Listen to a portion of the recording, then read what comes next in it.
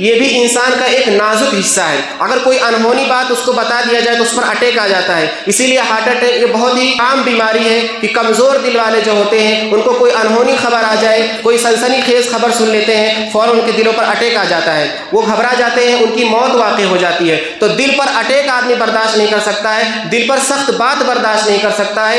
دل انتہائی زیادہ نرم اور نازک ہوتا ہے کہ سخت بات برداشت کرنے کی طاقت نہیں ہوتی اس کے اندر. اسی طریقے سے یہ دل ہی ہے جو آدمی کی گمراہی کا سب سے بڑا ذریعہ ہے. اللہ کے رسول صلی اللہ علیہ وسلم فرماتے ہیں کہ جب تک دل صحیح سالم ہو آدمی کے سارے اعضاء صحیح سالم ہوتے ہیں, جب دل بیکار ہو جائے تو اس کے سارے اعضاء بیکار ہو جاتے ہیں. یہ دل اپنی خواہشات پر ابھارتا ہے, انسان اپنی خواہشات کی تکمیل کرنے کے لیے دنیا میں مگن ہو جاتا ہے, آخرت سے دور ہوتا ہے, اللہ رب العالمین کی دین سے شریعت سے دور ہو جاتا ہے. تو دل خواہشات پر ابھارتا ہے, دل کی خواہشات کو پوری کرنے کے لیے آدمی گمراہی میں مبتلا رہتا ہے. تو دل کو بھی اللہ رب العالمین خاص طور سے جلائے گا. سورۃ الہمزہ کے اندر اللہ تعالیٰ فرماتا ہے کلا لینبذن فی الحطمہ, ہرگز نہیں, ان کو ضرور بھی ضرور حطمہ کے اندر داخل کر دیا جائے گا, پھینک دیا جائے گا. وما ادراک ما الحطمہ, اور تم کو کیا معلوم ہے کہ یہ حطمہ کیا ہے؟ نار اللہ الموقدہ, یہ کوئی عام آگ نہیں ہے, یہ دنیا کی آگ نہیں ہے, یہ اللہ رب العالمین کی بھڑکائی ہوئی آگ ہے. التی تطلع علی الافئدہ,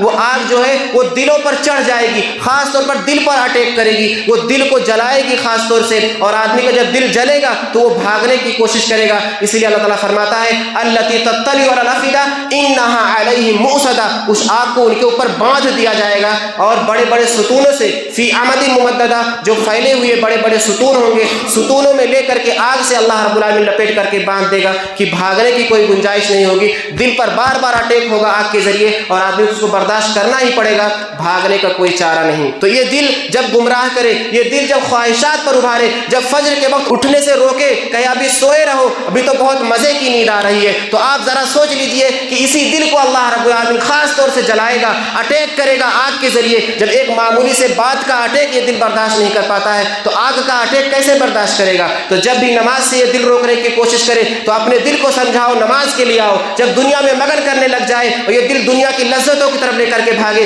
دنیا کی خواہشات کی طرف لے کر کے بھاگے, تو اپنے دل کو سمجھاؤ کہ یہ دل آج تو ہمیں گمراہ کر رہا ہے, خاص طور سے جہنم میں جلایا جائے گا, اس وقت کیا حال ہوگا. تو اپنے دل کے سننے کی ضرورت نہیں ہے, دل کی باتوں میں آ کر کے خواہشات نفس کے پیچھے جانے کی ضرورت نہیں ہے, اس دل پر قابو کرنے کی ضرورت ہے. آج اگر قابو کر لیے تو کل جہنم کے عذاب سے بچیں گے, اور آج اگر اپنے دل کو آزاد چھوڑ دیے تو یہ دل ہم کو جہنم کے عذاب میں لے جائے گا اور خود بھی جلے گا اور ہم سب جلیں گے. لہٰذا یہ دل جب بھی گمراہ کرے تو اس جہنم کے عذاب کو محسوس کرو.